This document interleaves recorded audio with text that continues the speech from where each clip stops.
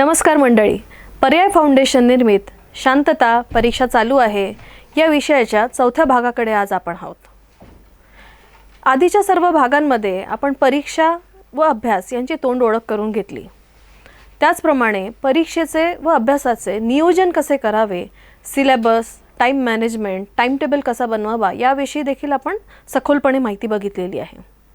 तिसऱ्या भागामध्ये आपण परीक्षेच्या काळामध्ये विद्यार्थ्यांचे किंवा पाल्यांचे आहाराचे नियोजन कसे असावे याबद्दल सखोलपणे माहिती घेतली. त्याचबरोबरीने पालकांसाठी त्यात काही टिप्ससुद्धा दिल्या होत्या, जसे की घरातले वातावरण आनंदी ठेवणे, वाद टाळणे, तुलना टाळणे आणि सकारात्मक वातावरणाची निर्मिती करणे.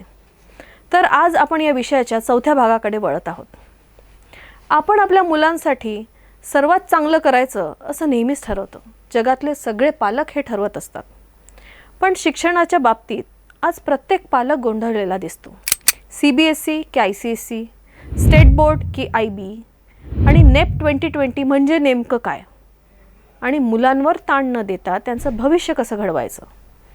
जर हे प्रश्न तुमच्याही मनात असतील तर पर्याय फाउंडेशन प्रक्षेपित हा व्हिडिओ शेवटपर्यंत नक्की बघा, कारण आज आपण अगदी सोप्या भाषेत समजून घेणार आहोत. वेगवेगळे बोर्ड्स, योग्य शाळा कशी निवडावी, न्यू एज्युकेशन पॉलिसी 2020 मधले बदल आणि पालक म्हणून आपली भूमिका काय असावी. तर आजच्या आपल्या विषयाचे सेगमेंट 1 म्हणजे भारतातील वेगवेगळे बोर्ड सर्वप्रथम समजून घेऊया.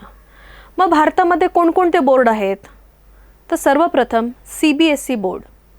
हा बोर्ड NCERTच्या अभ्यासक्रमावर आधारित असतो. या बोर्डमध्ये कन्सेप्च्युअल लर्निंगवर भर दिला जातो. म्हणजे पाठांतरापेक्षा का आणि कसं हे समजून घेणं या बोर्डमध्ये जास्त महत्त्वाचं आहे. JEE, NEET, UPSC यांसारख्या मोठ्या मोठ्या स्पर्धा परीक्षांसाठी जर तुम्हाला तयारी करून घ्यायची असेल तर विशेषतः CBSE बोर्डमध्ये ॲडमिशन घ्यावी. या पुढील बोर्ड आहे ICSE बोर्ड.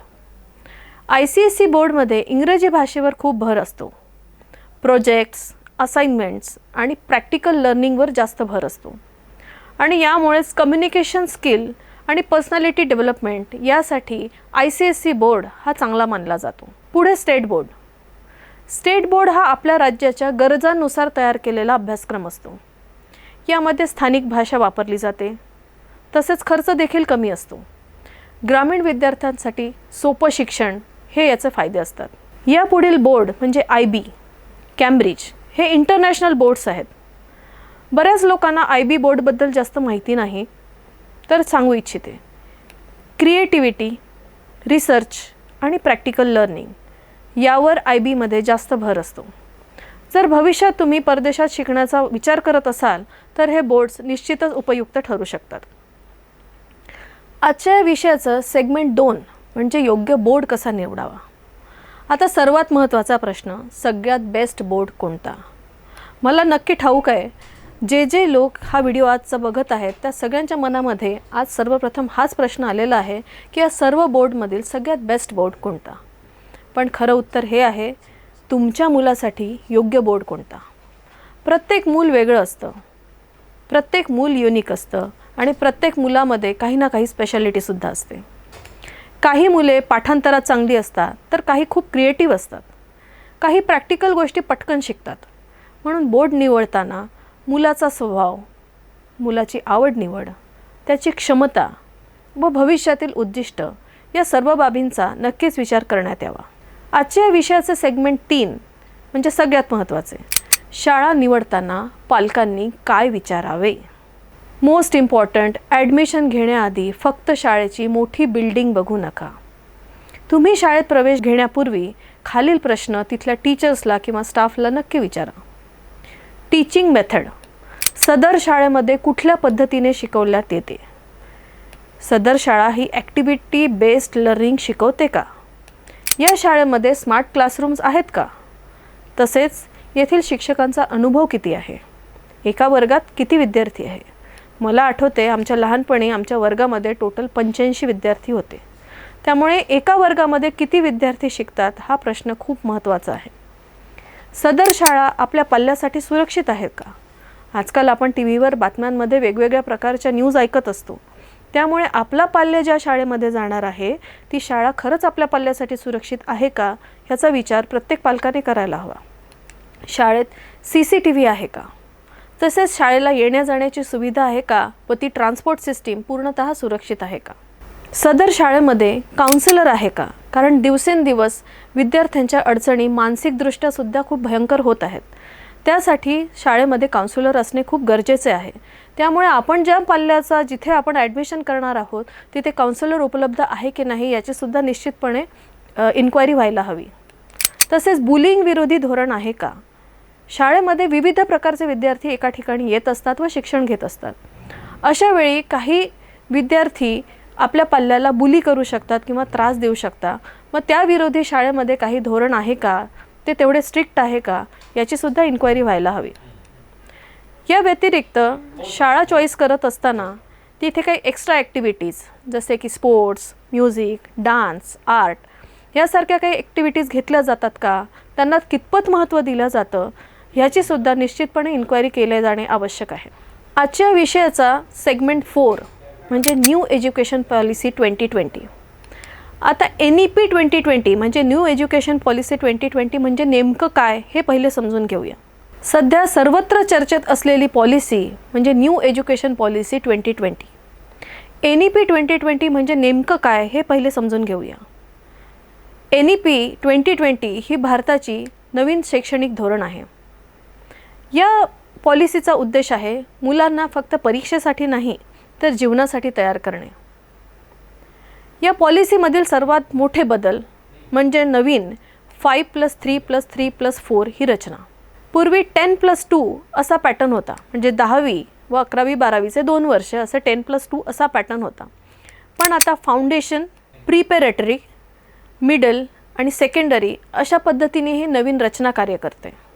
NEP 2020 या पॉलिसी अंतर्गत आपल्या पाल्याचे इयत्ता 5वी पर्यंतचे शिक्षण शक्यतोवर त्याच्या मातृभाषेत किंवा स्थानिक भाषेतच व्हायला हवे यावर या पॉलिसीने भर दिलेला आहे. विद्यार्थ्यांसाठी फक्त मार्क्स नाही तर आता शिक्षणामध्ये creativity, communication skill, critical thinking व प्रॉब्लेम सॉल्विंग मेथड्स यांना देखील महत्त्व दिलेले आहे. कोडिंग आणि स्किल एज्युकेशन इयत्ता 6वी पासून सुरू करावे असे गव्हर्नमेंटचे म्हणणे आहे.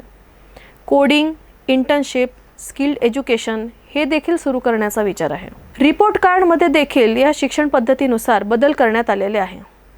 आता रिपोर्ट कार्डमध्ये फक्त मार्क्स राहणार नाहीत तर त्यामध्ये टीमवर्क, विद्यार्थ्यांचे पार्टिसिपेशन, विद्यार्थ्यांची क्रिएटिव्हिटी याला देखील मार्क्स दिले जातील व हे देखील बघितले जाईल. आता हे सर्व करत असताना पालकांची भूमिका नेमकी काय असायला हवी हे आपण बघूया. मग पालक म्हणून आपण काय करायला हवं बरं? सतत तुलना करणे टाळा. आपल्या पाल्याची सतत तुलना करणे टाळा. प्रत्येक वेळेस तुझी मैत्रीण वर्गात पहिली आली, तो बघ किती अभ्यास करतो, त्याला बघ इतके मार्क्स मिळाले, तू बघ नुसता बसूनच असतो, तू बघ नुसता स्पोर्ट्सकडेच लक्ष देतो, अशा नानाविध पद्धतीने पालक आपल्या मुलांची सतत तुलना करत असतात. तर ही तुलना करणे पालकांनी प्रकर्षाने टाळायला हवे. त्यानंतर फक्त मार्क्स विचारणे, माझा पाल्य आज कुठल्या मानसिक अवस्थेतून जात आहे याविषयी विचारणा करणे आजच्या घडीला मला जास्त महत्त्वाचे वाटते. त्यामुळे फक्त मार्कांबद्दल नका विचारू, त्याची मानसिक अवस्था काय आहे, त्याला शाळेत कोणी त्रास देत आहे का, त्याला काही त्याच्या वैयक्तिक अडचणी आहे का याविषयी त्याचे पालक, त्याचे आईवडील विचारणार नाही तर कोण विचारणार. तर पालकांनी हे देखील करायला हवं. आणि सगळ्यात महत्त्वाचं, आपल्या पाल्यावर, आपल्या विद्यार्थ्यावर दबाव टाकणे. तू हीच फील्ड निवड. आज मी कित्येक माझ्या पॅरेंट्सला आजूबाजूला भेटते जे पाल्यांवर दबाव टाकत असतात, नाही तुझे वडील डॉक्टर आहेत ना तर मग तू डॉक्टरच बनायला हवं, नाही तू इंजिनिअरिंगच कर. पण हे सगळे करत असताना आपल्या पाल्याचा इंटरेस्ट एरिया काय आहे, त्याला नेमकं कशामध्ये आवड आहे, त्याला नक्की काय करायचं आहे याविषयी पालकांनी डिस्कस करायला हवं. त्याच्यामुळे कुठलीही फील्ड निवडण्याआधी त्याविषयी आपल्या पाल्यावर, आपल्या मुलावर त्याच्याविषयी दबाव टाकणं नक्कीच टाळा. मग हे सगळं करण्यासाठी आपल्याला थोडं बोलतं व्हावं लागेल. आपल्याला मुलांशी बोलावं लागेल, त्यांना विचारावं लागेल, आज काय नवीन शिकलास, तुला शाळेत काय आवडलं, तुला शाळेत कुठे अडचण आली, तुझे मित्रमैत्रिणी कोण, यासारखे बेसिक प्रश्न विचारून आपण या संवादाला नक्कीच सुरुवात करू शकतो, नाही का. आजच्या आपल्या विषयाचा सेगमेंट 7 म्हणजे अभ्यासाचा ताण कमी कसा करावा. अभ्यास करत असताना किंवा परीक्षेच्या काळामध्ये किंवा एकंदरीतच शालेय वातावरणामध्ये अभ्यासाचा व इतर गोष्टींचा विद्यार्थ्यांना भयंकर ताण असतो. अशा वेळेस मुलांशी संवाद ठेवा आणि त्यांच्या खेळालाही वेळ द्या. बरेच पालक अभ्यास एके अभ्यास हेच पालुपत घेऊन बसतात व त्यांच्या पर्सनल ॲक्टिव्हिटीकडे किंवा त्यांच्या स्पोर्ट्स ॲक्टिव्हिटीकडे ते विशेष महत्त्व देत नाही. परंतु डॉक्टरांनी सुद्धा हे सांगितलेले आहे की अभ्यासाच्या व्यतिरिक्त खेळाला देखील तितकेच महत्त्व दिले गेले पाहिजे. पुरेशी झोप घ्या. प्रत्येक विद्यार्थ्याने किंवा पालकाने सुद्धा 6 ते 8 तासांची झोप पूर्ण करायलाच हवी. त्यांचा स्क्रीन टाईम कमी करा. मला माझे ऑफिसचे काहीतरी काम करायचे आहे किंवा मला माझं घरातले काहीतरी काम आवरायचे आहे आणि म्हणून हा घे मोबाईल, हा घे स्क्रीन आणि तू तुझं बघत बस आणि माझ्या डोक्याला तुझी भुणभुण नको. हा जो पालकांचा दृष्टिकोन आहे तो कुठे ना कुठे बदलायला हवा. त्याच्यामुळे मुलांचा स्क्रीन टाईम नक्कीच कमी करा आणि मुलांच्या चुका तसेच स्वतःच्या चुका देखील स्वीकारायला शिका. मुलं मोठी होत असतात. आजपर्यंत जगात एक तरी अशी व्यक्ती तुम्ही बघितली आहे का ज्यांनी काहीच चुका केलेल्या नाही आहे? त्याच्यामुळे मुलांनी केलेल्या चुका स्वीकारायला शिका. तसेच पॅरेंटिंग करत असताना किंवा त्यांचे आईवडील बनत असताना आपण पण लाख चुका करत असतो, त्या देखील स्वीकारायला शिका. त्यांच्या चुका जर आपण स्वीकारल्या, त्यांना परत उभे राहायला आपण जर मदत केली तर नक्कीच ते निश्चितपणे फार कॉन्फिडेंटली बाहेरच्या जगाला फेस करायला शिकतील. प्रत्येक मूल हे युनिक असतं.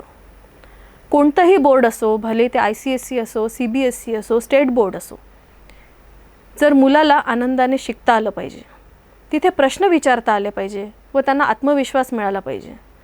जर हे सगळं झालं तर आपले मूल नक्की म्हणजे नक्की यशस्वी होईल. तर आजचा हा व्हिडिओ जर तुम्हाला उपयुक्त वाटत असेल तर आमच्या या व्हिडिओला लाईक करा, कमेंट करा, सबस्क्राईब करा आणि हो, नवीन पर्याय शोधायला विसरू नका. पर्याय फाउंडेशनतर्फे मी श्रुतिका मोहोड. धन्यवाद.